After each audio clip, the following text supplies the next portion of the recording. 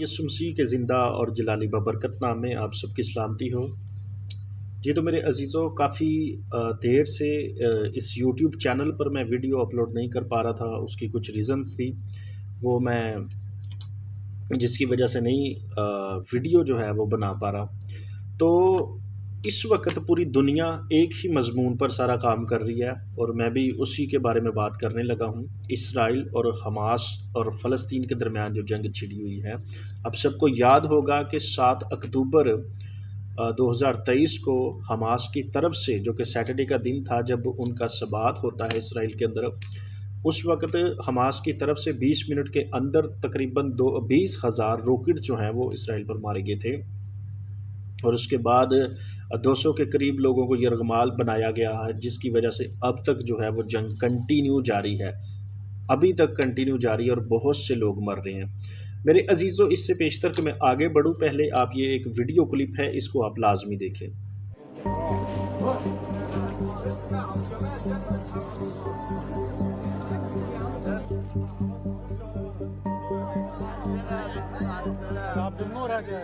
These are families with children. Most of them are women. I know of one couple. They just had their first baby girl just a few months ago. They were killed in this bombing.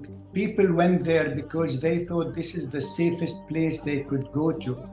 There is no other safe place, they thought, in Gaza.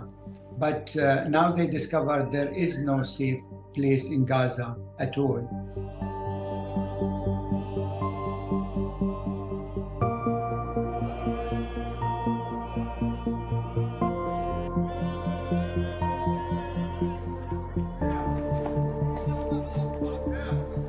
This is not self-defense. This is actually a war crime. They want basically to kill as many Palestinians as possible. And remember, most of these are civilians, children and women, and they want to drive them away out into the desert, to Egypt or something. It's the second Nakba. Remember that some of their leaders said, we wish that one day we will wake up and Gaza will be swallowed by the sea. There will be no peace without justice for Palestinians. This should be clear for the whole world.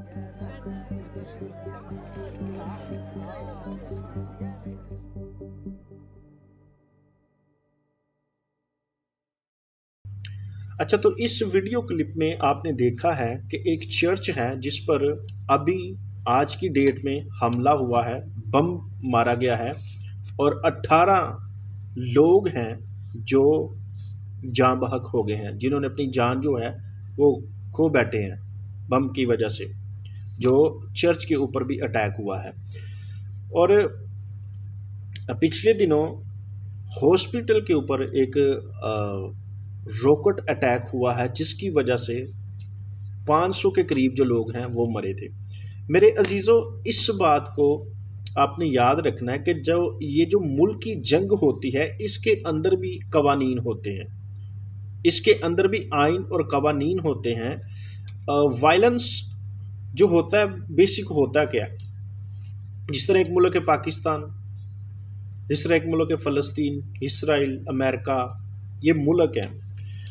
इन मुल्कों के अंदर कानून बनाए जाते हैं। जिस तरह पाकिस्तान के अंदर कत्ल का जो कानून है 302 जिसको कहा जाता है, एक वो लॉ है उसके बारे में, और उसकी सज़ा पाकिस्तान के अंदर क्या है, पाकिस्तान के अंदर, ठीक है। और इसी तरह अमेरिका के अंदर कत्ल की सज़ा है, ठीक है। और इसी तरह दीगर जितने भी ममालिक हैं उन सब के अंदर एक कानून पाया जाता है, यानी कि जो जराइम होते हैं, क्राइम जो मुल्क के अंदर होते हैं, कंट्री के अंदर होते हैं, चोरी होती है, जिस तरह कत्ल करना होता है या और कोई मंशियात सेल आउट करना होता है, इस तरह की चीज़ें जो होती हैं, यानी कि हर मुल्क के अंदर कवानीन है, आइन है। और दूसरी बात, ये तमाम मुल्क जो हैं जो आपस में तजारत करते हैं, इनके अंदर फिर एक कवानीन बनाए जाते हैं, आइन बनाए जाते हैं। और इसी तरह जो जंग है तमाम मुल्कों के बारे में, जिस तरह हर मुल्क के पास एटमी पावर है, ठीक है, और इस एटमी पावर के ऊपर भी एक कवानीन बनाए जाते हैं, यानी कि जंगी असूल होते हैं, जंगी قوانین ہوتے ہیں، اصول ہوتے ہیں، میں ان کے اوپر بات کرنے لگا ہوں۔ ان سے اوپر جب انسان چلا جاتا ہے، وائلنس اس کو کہتے ہیں جب خدا اس میں پھر مداخلت کرتا ہے۔ پیدائش 6 باب میں ایسا ہی ہوا تھا، یعنی کہ تمام رولز جو ہیں زمین پر، جو طرح طرح کے ملکوں کے قوانین ہوتے ہیں، ان کے اوپر ایک قوانین بنائے جاتے ہیں کہ کس طرح کس ملک میں کیسا ہونا چاہیے، اور اس آئین کو جب توڑا جاتا ہے تو پھر اس کے بعد خدا جو ہے وہ مداخلت کرتا ہے۔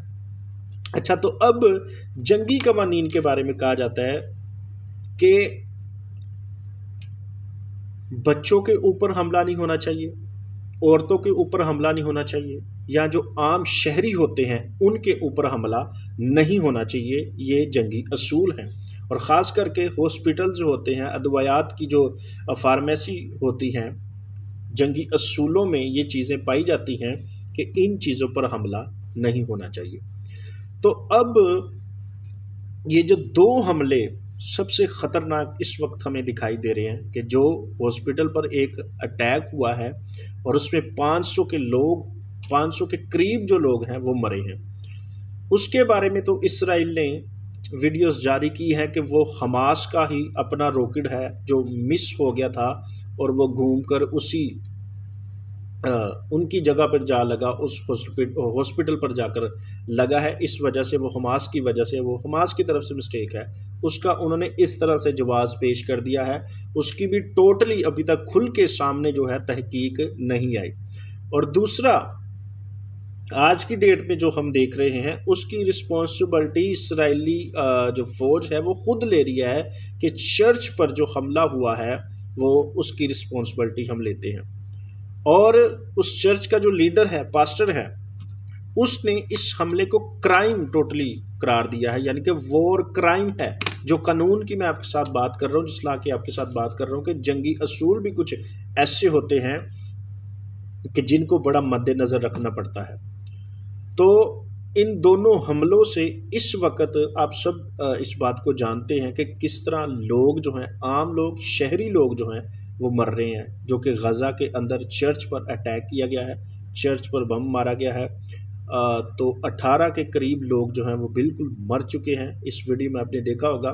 تو میرے عزیزوں، اس بات کو آپ نے سمجھنا ہے، بائبل مقدس کے مطابق حقیقی جو اسرائیل ہیں، جس کے بارے میں خدا کے کلام میں لکھا ہے، ابراہیم سے اسحاق پیدا ہوا، اور اسحاق سے یعقوب پیدا ہوا، اور یہ بزرگ یعقوب کے آگے 12 بیٹے پیدا ہوتے ہیں، اور بزرگ یعقوب کو ہی اسرائیل کا نام دیا گیا تھا۔ پہلے ان کا نام یعقوب تھا، اور پھر اس کے بعد اسرائیل ان کا نام رکھا گیا، اور انہی سارے ان کی جو آگے نسل چلی تھی، 12 قبیلے چلے تھے، 12 قبیلوں کی جو آگے نسل تھی، انہی کو اسرائیل کہا جاتا ہے۔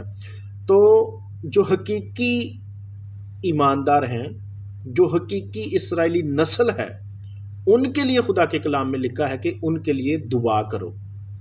ان کے لیے کیا کرو؟ دعا کرو، کیونکہ اسرائیل کے لیے برکت چاہنا بائبل مقدس میں خاص کر کے مسیحیوں کے لیے حکم ہے۔ ان کی میں بات کر رہا ہوں جن کا تعلق نسلی طور پر بزرگ یعقوب کی لڑی کے ساتھ ہے۔ دوسرا، اینٹی کرائسٹ کا جو تعلق ہے، وہ بھی اس بات کو آپ نے یاد رکھنا ہے کہ وہ بھی یہودیت میں سے ہی نکلے گا، کیونکہ ساری چیزیں وہیں سے نکلتی ہیں۔ جس طرح یہودا اسکریوتی جو تھا وہ بھی انہی میں سے نکلا تھا، اسی طرح اینٹی کرائسٹ کا جو تعلق ہے وہ بھی اسرائیل میں سے ہی ہوگا۔ اب ان چیزوں کو آپ نے بڑا مد نظر رکھنا ہے، بڑا دھیان کے ساتھ ان ساری چیزوں کو سمجھنا ہے، کیونکہ آج بہت سے لوگ 2 حصوں میں بٹ چکے ہیں، بلکہ پوری دنیا اب اس وقت جو ہم دیکھتے ہیں 2 حصوں میں بٹی ہوئی ہے۔ کچھ لوگ فلسطین کے ساتھ ہیں، کچھ لوگ اسرائیل کے ساتھ ہیں، اور یہ ایک جس طرح کرکٹ ہوتی ہے اس طرح اس چیز کو سب کو بنا دیا گیا۔ اور بیسک جب ہم فزیکلی جا کر وہاں پر چیک کریں تو حالات جو ہیں جس طرح ویڈیو پر ابھی دیکھے جا رہے ہیں یا دکھائے جا رہے ہیں بہت ہی خطرناک ہیں، بہت ہی دل دہلا دینے والے حالات ہوئے ہیں اس وقت، کہ لوگ کس طرح بھوک کی وجہ سے پریشان ہے، پانی کی وجہ سے پریشان ہے، پیاس کی وجہ سے پریشان ہے، اوپر سے خطرہ ہے، چاروں طرف خطرہ ہے، لوگ اس وجہ سے بھی بہت زیادہ مصیبت کے اندر ہیں۔ ہمیں بیسک دعا کرنی ہے کہ خدا اس سارے معاملات کو اپنے کنٹرول میں لے اور اپنے ہاتھ میں لے، اور تاکہ یہ ساری چیزیں جو ہیں وہ اپنے کنٹرول میں آئیں اور پھر سے ایک اطمینان جو ہے پوری دنیا میں قائم ہو۔